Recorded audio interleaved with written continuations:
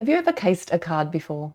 It simply means to copy and there's a few versions, but I like to say share everything. So copy and share everything. You're not reinventing the wheel, kind of adapting a card, one that you love, make in the style that you want. Let me show you what I mean. This is Anna's beautiful card that I'm going to be casing today. And I've also got a technique that I want to share with you. I want to do the Eclipse technique on my card. And it's a really simple one, but it definitely has that wow factor. And if you don't know what I'm talking about, the Eclipse technique is a really fun way to create a hidden design, and it flows seamlessly throughout your die cut and the base image on your card. Let me show you what I mean. I like to work on a piece of A2 cardstock, and I'm stamping out my design just as you normally would and creating how I want the look to be. So for me, I'm casing a card here, Anna's card, and she had flowers and branches, and I thought it'd be fun to amp that up and add some larger flowers and a larger branch. So nothing too weird happening here. We're just creating our normal one layer design. You can do this technique with any kind of images. You can even just use design paper as your base, or you can stamp a background or ink blend a background. You can do anything that you want. I'm focusing all of my images on the lower portion of the card because that's more similar to what Anna had on her card.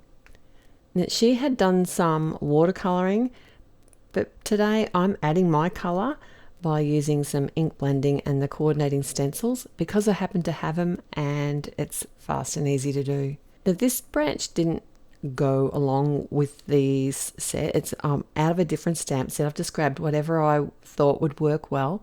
So I did need to mask the flowers before I added the branch, just so that the design flowed through better.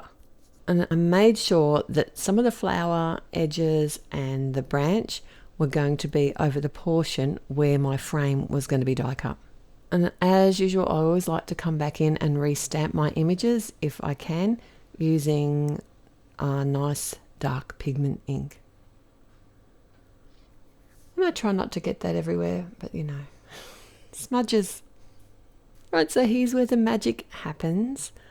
Now we're going to do the Eclipse technique. I want to create a frame, and I want to make sure that the frame is die cutting some of the images. I've chosen a set of nesting dies, and I've grabbed two that aren't exactly next to each other. They need to have like at least one, maybe two nesting dies, just to give it that frame shape and width. I'm using some low tack tape here, and this stuff's already been de-tacked. I've used it before. I'm not sticking it on any of the areas that have inked or ink blending on them, because after you run it through your die cutting machine, it might tear the cardstock, and I don't want that to happen. I did add quite a bit of tape though, because I want to cut multiples of these, and if I can keep the two dies together, then it's going to mean I'll be able to recut this exact same die shape. But if you've got a frame die, that's much easier. You could just cut that twice. And the reason I've cut it twice is because I am going to be popping this up, and you can do multi-levels. I only did 2 levels of die cut cardstock here and just adhered them together with some liquid glue. But you could come in and add a few extras if you want to really kind of make it like a layered up piece of chipboard, something that's really solid. Today I chose to use some foam tape to pop up this frame, but the chipboard version works really well. Now I've got a A2 card base now, and I want to adhere the outside panel first. I'm using dotted adhesive. You can use a liquid glue. If you do use liquid glue on large areas, make sure that you don't add too much because it can warp your cardstock. I'm just using my MISTI, the corner of my MISTI here, just to help me align the two panels together. And then to add the center layer, what I like to do is pop the frame back in like a jigsaw puzzle piece, and then I can come in with that center piece and pop that in like a jigsaw puzzle piece. and I know it's going to be in the correct space. It's a bit harder to do if you've already added the foam tape in the back, so I always do that first. And then this is just some regular foam tape that I've cut down to fit the frame, and I can just inlay that into the gap where the frame is meant to be, and you've got this seamless image with a frame cut into it. How clever is that? Now let's finish casing Anna's card, and I have a bird. I wanted to use a bird because that's one of the things that has drawn me to this card, and mine's different. Hers is watercolored, and I decided to do more of a bold black and white version. I have also added some berries, as she has. Mine I decided to die cut out, and I'm just using a little template there because this particular die set doesn't line up very well, or easily I should say. My sentiment is different. I decided to do some white heat embossing on some black cardstock.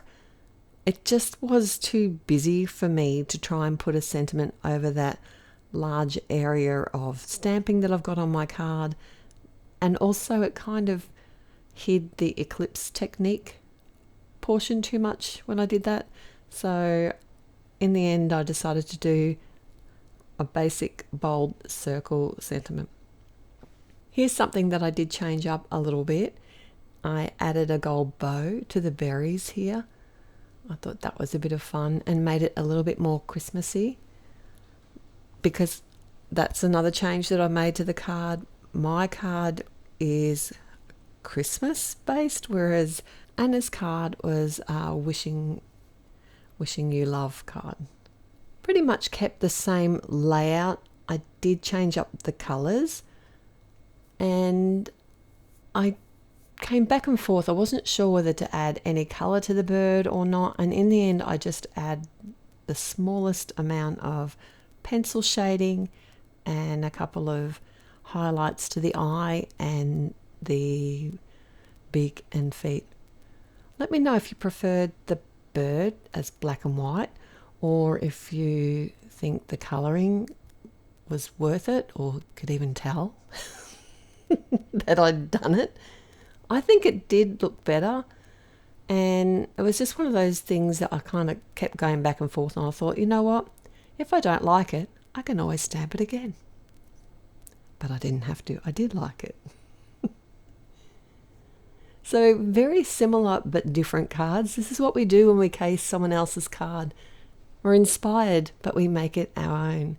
And I was very inspired by Anna's beautiful card, and I'm really excited that I got the opportunity to case her card. And I hope you like both of them. And also the Eclipse Technique. Let me know if you're going to give it a try. And if you want some more inspiration, check out these die cutting videos that I have right here. And if you liked today's video, don't forget to click on the thumbs up button and subscribe if you haven't already. What are you waiting for? It's totally free. I look forward to seeing you back here again real soon. Till next time, happy paper crafting. Bye.